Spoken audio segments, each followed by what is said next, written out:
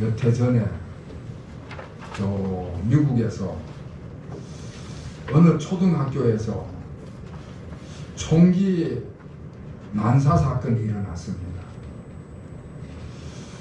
우리나라도 요즘에 툭 하면 묻지마 살인 사건이 일어나고 있는데, 그래도 우리나라는 총기를 규제하고 있기 때문에 다중 살인 사건은 잘 안 일어납니다.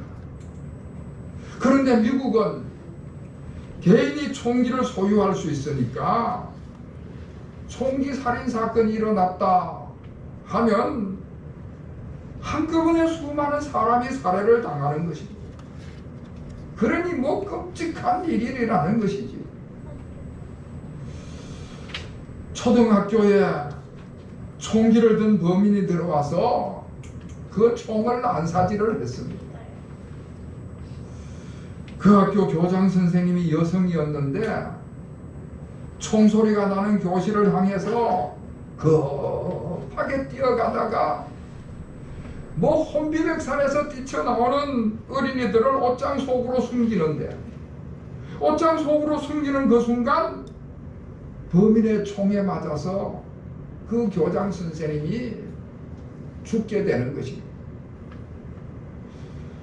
그때 살아난 어린이가 그때 상황을 이야기를 하는데, 자기를 살리기 위해서 희생을 당하신 교장 선생님에게 내가 어떻게 보답할 수 있느냐 하는 것입니다. 보답할 방법이 없습니다. 오늘 본문의 이야기가 그런 이야기입니다. 다윗이 여러 번 죽을 고비를 넘기면서 하나님께 엄청난 은혜를 입었는데, 말로 다 할 수 없는 은혜를 입었는데 그 은혜를 보답할 길이 없다 하는 고백을 하는 것입니다. 여러분, 12절 말씀 우리 다 같이 읽겠습니다. 12절 시작. 내게 주신 모든 은혜를 내가 여호와께 무엇으로 보답할까? 아멘. 다윗이 하나님께 받은 모든 은혜를 이야기하면서 하나님께서 넘치도록 은혜를 주셨다고 고백을 하고 있습니다. 하나님께로부터 넘치도록 은혜를 받았는데 그 받은 은혜에 대해서 어떻게 보답을 할까? 하나님의 은혜를 깨닫고 하나님의 은혜를 고백하는 말씀입니다. 다윗은 목동이었던 사람이었는데 그 평범한 목동에서 하나님의 은혜를 받아서 일약 왕이 된 사람입니다. 흔히 우리가 목동이라고 하면은 사진이나 그림으로 보았기 때문에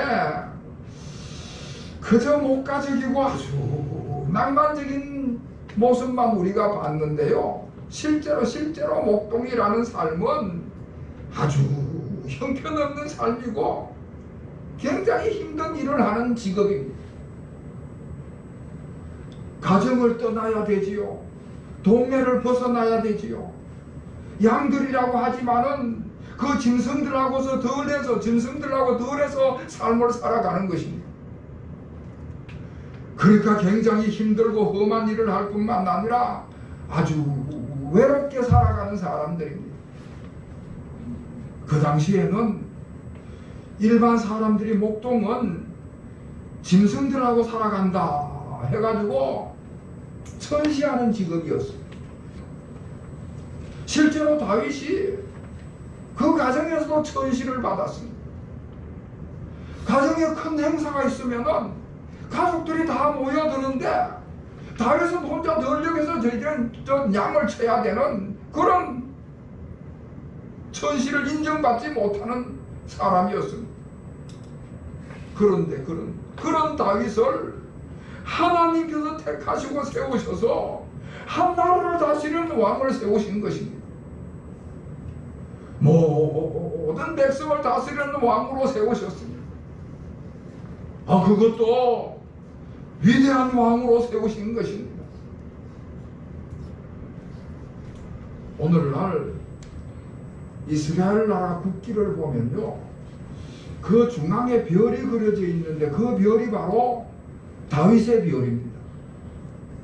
이스라엘 사람에게 있어서나 오늘날 전 세계 역사에 있어서 다윗은 굉장히 위대한 왕으로 인정받는 그런 왕입니다. 하나님이 다윗을 그런 왕으로 세우셨습니다. 그리고 다윗이 젊은 시절에는 사울 왕에 쫓기는 도망다니는 그런 신세였습니다. 사울이 얼마나 막강한 권력과 군사력을 가지고 있습니다. 그런 왕에게 쫓겨다닌다고 하는 것은 그 생명이 언제 죽을지 모른다는 그런 이야기를 하는 것입니다. 그러니까 늘 불안하고 두려움 가운데 삶을 살아가는 것입니다. 가장 인생의 밑바닥에서 살아남기 위해서 온갖 고생을 다 했습니다. 심지어는 이방 나라로 도망을 가서 그 이방 사람들 앞에서 미친 짓을 해야 되는 지경에까지 이르렀습니다. 그런 다윗인데 그런 위험 가운데 처해 있던 다윗인데 하나님께서 그를 보호하셔서 이스라엘의 왕으로 삼으셨습니다. 이렇게 다윗은 자기의 일생을 통해서 하나님의 은혜를 너무나 많이 경험했기 때문에 지금 자기가 이 자리에 서 있는 것은 모든 것이 다 하나님의 은혜다, 그렇게 생각을 하는 것이지. 가장 극한 상황 속에서도 하나님께서 은혜를 베풀어 주셨기 때문에 그 은혜를 깨닫고 그래서 자기는 넘치는 은혜를 받았다고 고백을 하는 것입니다. 자, 그러면서 다윗이 하는 말이 내게 주신 모든 은혜를 무엇으로 보답할까?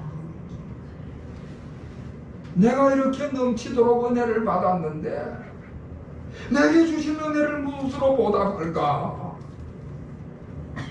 하나님의 은혜를 받았는데 무엇으로 보답을 할까?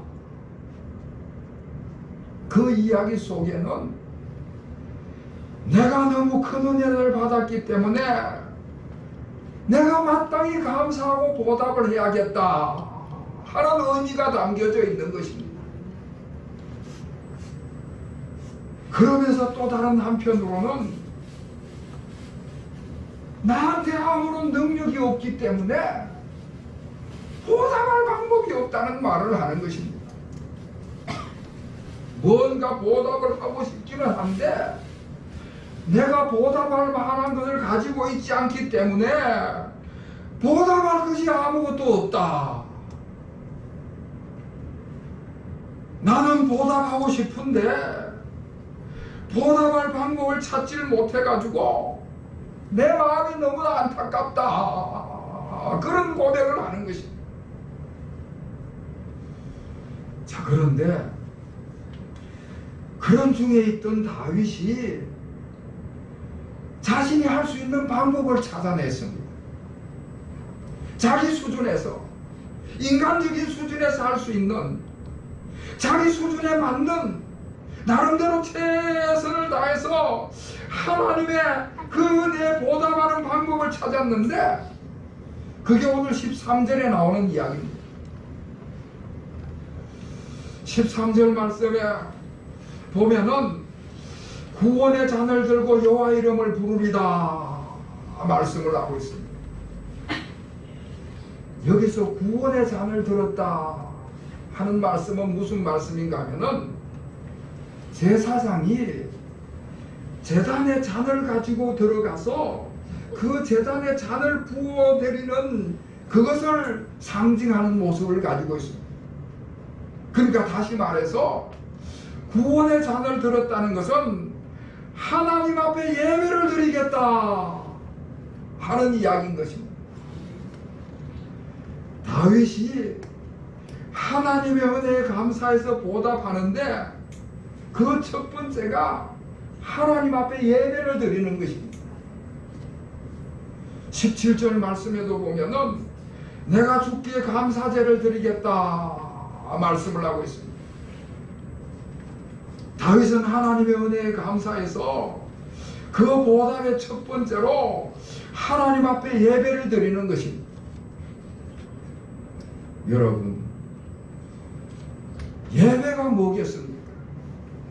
예배라고 하는 것은 하나님을 하나님답게 인정하고 하나님을 하나님 앞에 하나님답게 대우하는 것입니다.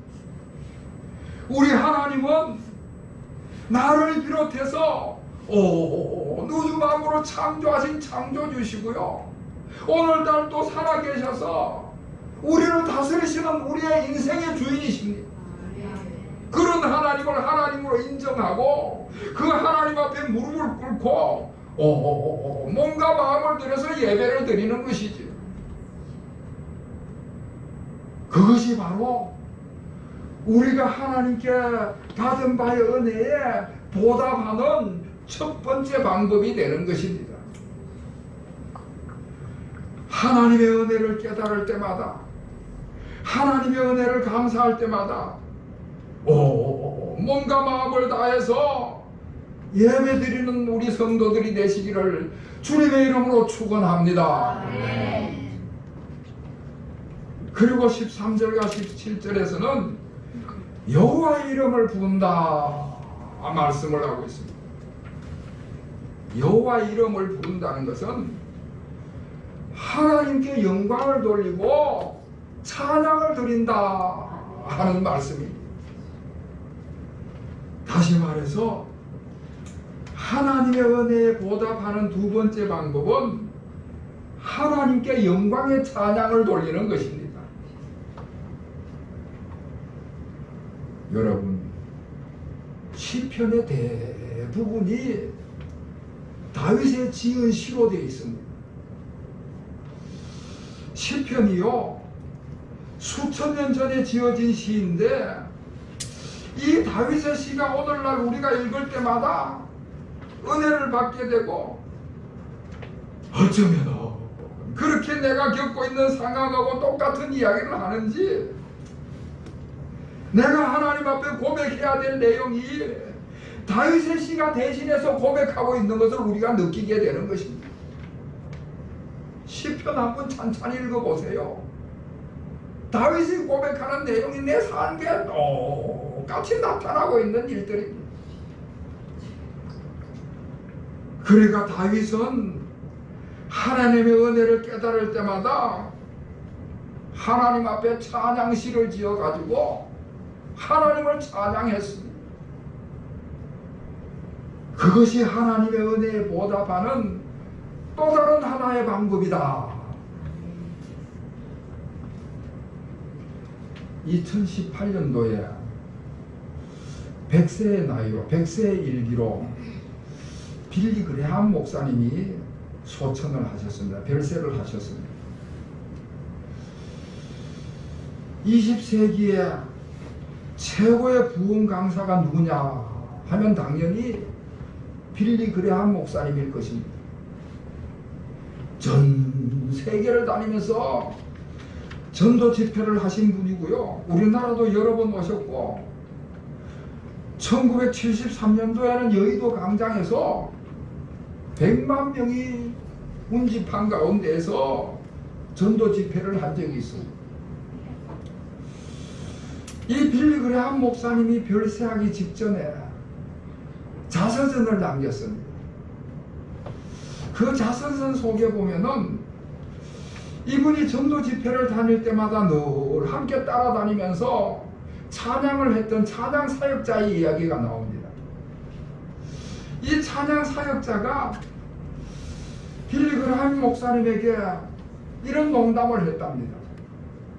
이제 100세가 가까웠으니까 목사님, 하나님께서 불러가실 날이 멀지 않았는데 하나님이 하늘나라로 불러가셔서 목사님 하늘나라에 가시면 뭘 하시겠습니까? 저는 늘 여러분 찬양 사역을 해왔기 때문에 저는 하늘나라에 가서도 계속 하나님을 찬양할 것입니다. 그런데 목사님은 일생 동안 설교만 하시고 전도만 하셨기 때문에 하늘나라에 가면 전도할 필요도 없고 설교할 필요도 없으니까 목사님은 실직자가 될 것입니다. 그랬더니 빌리그람 목사님이 대답을 하시는데, 맞다 네 말이 맞다. 내가 하늘나라에 가면은 더 이상 전도할 필요도 없고 더 이상 설교할 일도 없을 것이다. 그런데 하나님이 나를 다른 일로 쓰실 수도 있지 않느냐. 하나님이 나한테도 찬양의 은사를 주시면은 내가 찬양 사역자가 될지 네가 어떻게 아느냐. 아니 너만 찬양 사역자라는 전배 특권을 받았느냐.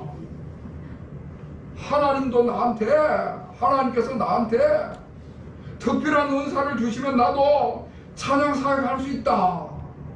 그런 농담을 주고받았다는 것입니다. 무슨 소린가 하면요, 우리도 다 장차 하늘나라에 가게 될 텐데 그 나라에 이르게 되면은 늘 찬양하는 삶을 살게 될 줄로 믿으시길 바랍니다. 그래서 우리가 이 땅의 삶을 살아가는 동안에도 늘 찬양하는 일에 힘을 쏟아야 된다는 이야기입니다.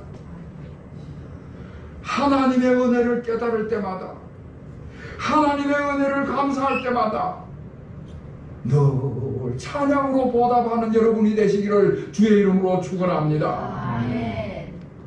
그리고 다윗은 하나님의 은혜에 보답할 때 서원을 갚겠다, 그런 고백을 하고 있습니다. 14절에 보면은 나의 서원을 여호와께 갚으리로다. 18절에 보면은 내가 여호와께 서원한 것을 지키리로다. 고백을 하고 있습니다. 여러분, 다윗은 어려움을 겪을 때마다 하나님 앞에 기도했습니다. 그리고 그 기도가 응답이 되었습니다. 문제가 해결되고 평안을 얻었습니다. 그리고 나서 하나님 앞에 서원한 것을 있는 그대로 다 지키겠다, 그렇게 고백을 하는 것입니다. 그것이 하나님의 은혜에 보답하는 길이고 그것이 하나님의 은혜에 감사하는 방법이다, 그렇게 고백을 하는 것입니다. 우리도요, 저도 그렇고 여러분도 그렇고 많은 성도님들이 어려운 문제가 생기면 급한 마음에 서원 기도를 하는 경우가 종종 있습니다. 급한 마음에 어려운 문제를 끌어안고 하나님 앞에, 하나님 제 이런 문제만 해결해 주시면은 제가 앞으로 하나님을 어떻게 섬겨가겠습니다 하고 그렇게 하나님 앞에 간절히 기도해서 응답을 받았어요. 마음이 평안해지고 문제가 해결이 됐습니다. 그러고 나면요, 언제 내가 서원 기도했나 까맣게 잊어버리는 경우가 있습니다. 어떨 때는 기억이 나지요. 아이고, 내가 그럴 때 그 어려운 처지에서 내가 하나님 앞에 서원했었는데, 기억은 나지만은 그 순간에 그 서원 기도를 다시 정리하는 거예요. 아이고, 내가 그때 너무 문제가 다급한 나머지 정신이 없어서 서원 기도를 잘못했구나. 내가 너무 급한 나머지 감정적으로 너무 강하게 서원을 했구나. 그리고는 서원을 수정을 해 나가는 것입니다. 자기 이익에 따라서 자기 편한 대로 합리적으로 조정을 하는 것입니다. 저도 여러 번 겪었습니다. 그런데 오늘 다윗은 하나님께서 약속하신 대로 은혜를 주셨기 때문에 나도 하나님 앞에 약속한 대로 서원한 대로 하나님께 이행하겠다. 그렇게 고백을 하는 것입니다. 심지어 마지막 절에 보면 모든 백성들 앞에서 공적으로 자기가 서원한 것을 지키겠다. 하나님의 은혜에 보답하겠다. 그러고 있는 것입니다. 이제 말씀을 정리하면서 다시 한번 여러분 말씀을 드리면요, 감사라고 하는 것은 하나님의 은혜를 경험했을 때, 하나님의 은혜를 깨달았을 때 감사를 하는 것입니다.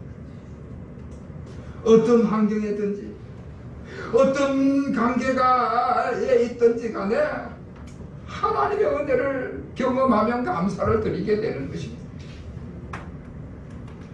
다윗은 죽음의 위험 가운데 있을 때에, 극한 환경 가운데 있을 때에 하나님의 넘치는 은혜를 경험하고 그 은혜를 깨달았습니다. 그래서 하나님 앞에 감사함으로 보답을 했습니다. 여러분 한번 생각해 보시길 바랍니다. 우리 하나님은요, 전지전능하신 분이시고요, 부족한 것이 없는 하나님이시고요, 모든 것을 다스리시는 하나님이십니다. 그 하나님 앞에 우리가 뭘로 보답할 수 있겠습니까? 부족함이 없는 하나님이십니다. 인간이 할 수 있는 최선의 방법은 하나님의 은혜에 예배드리는 것인 줄로 기억하시기를 바랍니다. 우리가 하나님의 은혜에 보답하고 싶거들랑 늘 주님 앞에 나와 예배드리시는 여러분이 되시기를 주님의 이름으로 축원합니다. 그리고 다윗이 일상의 모든 삶 가운데서 늘 하나님 앞에 찬양함으로 하나님의 은혜에 보답을 했듯이 우리도 이 땅의 삶을 살아가는 동안에 하나님 앞에 찬양하는 일에 힘쓰시는 여러분이 되시기를 바랍니다. 하나님의 은혜를 느낄 때마다, 하나님의 은혜에 감사할 때마다 하나님 앞에 찬양으로 영광을 돌리는 것입니다. 그리고 하나님 앞에 기도하면서 하나님 앞에 서원했던 것들이 기억이 되거들랑 하나하나 갚아가시는 여러분이 되시기를 바랍니다. 사랑하는 성도 여러분, 내가 지금 평안한 환경 가운데 있는가? 건강한 가운데 삶을 살아가고 있는가? 그러시거들랑 평안을 주시고 건강을 주신 하나님의 은혜를 깨닫고 하나님의 은혜에 감사하는 여러분이 되시기를 바랍니다.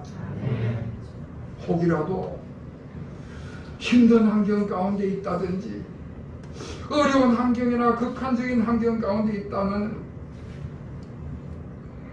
그 일을 가지고 전적으로 하나님을 의지하는 가운데에, 하나님 앞에 기도하는 가운데에 하나님의 은혜를 경험하고 체험해 가시는 여러분이 되시길 바랍니다. 그래서 하나님께서 여러분의 어려운 문제, 힘든 문제를 해결해 주시거든요. 그 하나님의 은혜를 체험하고 하나님의 은혜에 감사하는 여러분이 되시기를 바랍니다. 이와 같은 은혜가 우리 모든 교우들에게 임하시기를 다시 한번 주님의 이름으로 축원합니다. 기도하겠습니다. 하나님 아버지, 지난 한 해를 살아오게 하시고 한 해를 또 마무리할 시기에 추수감사제를 주심을 감사를 드립니다. 이날에 주님의 은혜를 되새기면서 받은 은혜에 무엇으로 보답할까 생각을 해보았습니다. 다윗의 고백과 같이 더 열심히, 더 정성을 다하여 하나님을 하나님답게 예배하는 저희들이 되게 하여 주시옵소서. 모든 일상의 삶 가운데서 늘 하나님 앞에 찬양을 함으로 하나님의 은혜에 보답하는 저희들이 되게 하여 주시옵소서. 혹이라도 하나님 앞에 서원한 것이 있다면은 그 서원을 갚으며 주님을 섬겨가게 하여 주시옵소서. 그리하여 하나님의 은혜를 깨닫고 하나님의 은혜에 감사하는 우리 모든 교우들의 삶이 되게 하여 주시옵소서. 예수 그리스도의 이름으로 간절히 기도하옵나이다. 아멘.